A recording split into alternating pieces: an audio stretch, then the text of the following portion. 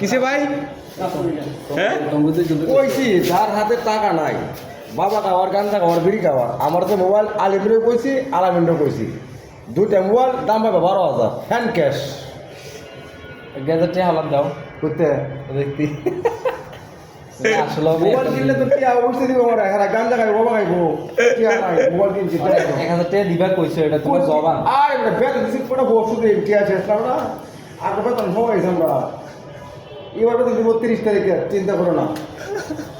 কথা টাকা দিয়ে কি করে দেবে টাকা দোকানে কোনো কাজ করো তোমার বাবা লিখে কয় দে আমি কোম্পানির কাজ করি কয় টাকা নাই বিল করো এদিন তো হবে আজকে টাকা নিলে গেট লাগাই দিব কালকে আটকে দিয়েছিলাম